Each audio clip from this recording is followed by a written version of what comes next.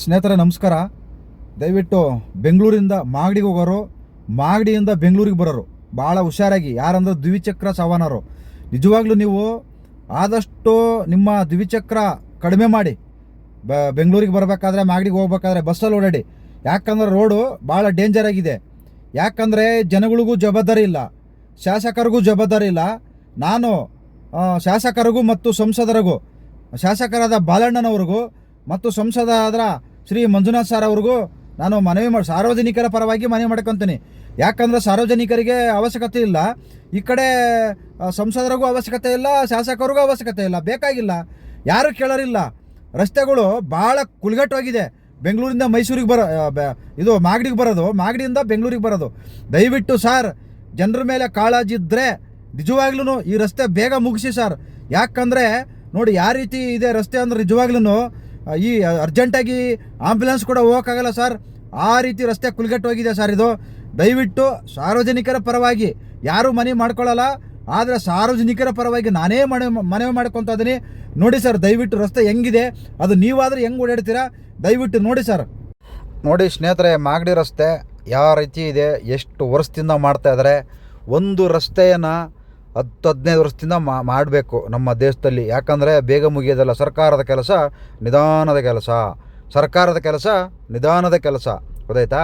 ದಯವಿಟ್ಟು ದ್ವಿಚಕ್ರ ಸವಾರರು ಮಾಗಡಿಯಿಂದ ಏನು ಬೆಂಗಳೂರಿಗೆ ಹೋಗುವವರು, ಬೆಂಗಳೂರಿಂದ ಮಾಗಡಿಗೆ ಹೋಗೋರು ಭಾಳ ಹುಷಾರಾಗಿ ಹೋಗಿ. ಈ ಬಸ್ಗಳು ಹಿಂದೆ ಹೋಗೋಕ್ಕೆ ಹೋಗ್ಬೇಡಿ. ಯಾಕಂದರೆ ಧೂಳಂತೂ ಭಯಂಕರ ಧೂಳು, ಸಿಕ್ಕಾಪಟ್ಟೆ ಧೂಳು ಬರುತ್ತೆ. ಬಸ್ಗಳು ಯಾರೂ ನಿಧಾನಕ್ಕೆ ಹೋಗಲ್ಲ, ಯಾವ ಬಸ್ಸು ನಿಧಾನಕ್ಕೆ ಹೋಗಲ್ಲ, ಪ್ರೈವೇಟ್ ಗಾಡಿನೂ ನಿಧಾನಕ್ಕೆ ಹೋಗಲ್ಲ. ಮತ್ತು ಈ ಗೌರ್ಮೆಂಟ್ ಬಸ್ಗಳು BMTC ಅವರು ಎಲೆಕ್ಟ್ರಿಕಲ್ ಬಸ್ ಅಂತೂ ಏಯಪ್ಪ ಭಯಾನಕ. ಅವ್ರಿಗಿಂತ ಬಲ, ಇವ್ರಿಗಿಂತ ಬಲ ಅನ್ನಂಗೆ ಕಾಂಪಿಟೇಷನಲ್ಲಿ ಒಯ್ತಾರೆ. ನಿಜವಾಗ್ಲೂ ಮಾರಿದರೆ ಗುಂಡಿಗೆನೆ ಗ್ಯಾರಂಟಿ. ದ್ವಿಚಕ್ರ ವಾಹನರು, 2 ವೀಲರ್ ಓಡಿಸೋರು ಭಾಳ ಹುಷಾರಿಂದ ಓಡಿಸ್ಬೇಕು, ಭಾಳ ಎಚ್ಚರಿಕೆಯಿಂದ ಓಡಿಸ್ಬೇಕು. ನಿಜವಾಗ್ಲೂ ಧೂಳು ಕಣ್ಣಿಗೆ ಬಂದು ಕಣ್ಣೆಲ್ಲ ಕುಲ್ಗಟ್ಟು ಹೋಯ್ತವೆ. ಹೋಗೋಕ್ಕೆ ಹೋಗ್ಬೇಡಿ. ಆದಷ್ಟು ಈ ರೋಡ್ ಮುಗಿಯೋವರೆಗೂ, ಈ ರಸ್ತೆ ಕ್ಲೀನ್ ಆಗೋವರೆಗೂ ಆದಷ್ಟು ಬಸ್ಗಳನ್ನೇ ಉಪಯೋಗಿಸಿ, ಗೊತ್ತಾಯ್ತಾ? ಸುಮ್ಮನೆ ಇರೋ ಒಂದು ಜೀವನ ಹಾಳು ಮಾಡ್ಕೊಳಕ್ಕೆ ಹೋಗಬೇಡಿ. ಭಾಳ ತುಂಬ ನಮ್ಮ ಮುಂದೆನೇ ಒಂದು ಗಾಡಿ ಬಿದ್ದೋಯ್ತು ಹೋಗ್ಬೇಕಾರೆ. ನಿಜವಾಗ್ಲೂ ಇವ್ರು ಎಷ್ಟು ವರ್ಷಕ್ಕೆ ಮುಗಿಸ್ತಾರೋ ಗೊತ್ತಿಲ್ಲ. ನಿಜವಾಗ್ಲೂ ಶಾಸಕರುಗಳು ಮತ್ತು ಸಂಸದರುಗಳು ಜನರ ಮೇಲೆ ಕಾಳಜಿ ಇದ್ದರೆ, ಜನರು ಚೆನ್ನಾಗಿರ್ಬೇಕಪ್ಪ, ನಮ್ಮೂರಿನ ರಸ್ತೆ ಚೆನ್ನಾಗಿರ್ಬೇಕಪ್ಪ, ನಮ್ಮೂರು ರಸ್ತೆ ಭಾಳ ಅದ್ಭುತವಾಗಿರ್ಬೇಕಪ್ಪ ಅನ್ನೋರು ನಿಜವಾಗ್ಲೂ ಈ ರಸ್ತೆ ಬೇಗ ಮಾಡಿಸ್ತಾರೆ.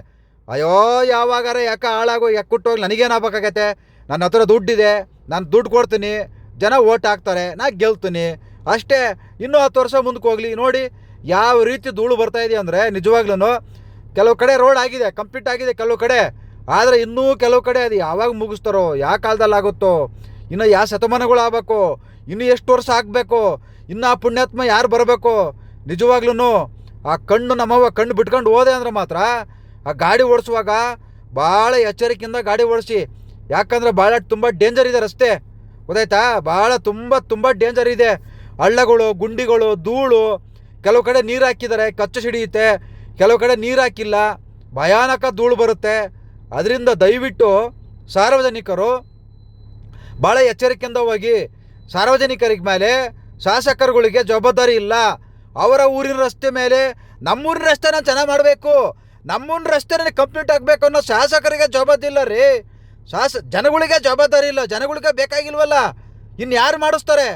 ಅಯ್ಯೋ ನಮ್ಮ ಊರಿನ ರಸ್ತೆ ನಾವು ಮಾಡಿಸ್ಬೇಕು, ಹೋರಾಟ ಮಾಡಬೇಕು ಅನ್ನಂಗಿದ್ರೆ ನೋಡಿ ಚೆನ್ನಾಗಿದೆ ರೋಡ್ ಕೆಲವು ಕಡೆ. ಜನಗಳಿಗೆ ಜವಾಬ್ದಾರಿ ಇರಬೇಕು, ಆವಾಗ ಶಾಸಕರಿಗೆ ಜವಾಬ್ದಾರಿ ಬರುತ್ತೆ. ನಾನು ದುಡ್ಡು ಇಸ್ಕೊಂಡು ಓಟ್ ಹಾಕಿ ಮನೇಲಿ ಸುಮ್ಮನೆ ಕೂತ್ಕೊಂಡ್ರೆ ಆ ರೋಡಿನ 20 ವರ್ಷ ಹಿಂಗೆ ಇರುತ್ತೆ. ಮಾಡಲ್ಲ, ಅನುಭವಿಸ್ರಿ, ಏನು ಮಾಡೋಕ್ಕಾಗಲ್ಲ. ಇನ್ನು ಎಷ್ಟು ಜನ ಬಲಿ ತಗೊಂತೋ ಗೊತ್ತಿಲ್ಲ, ಗೊತ್ತಾಯ್ತಾ?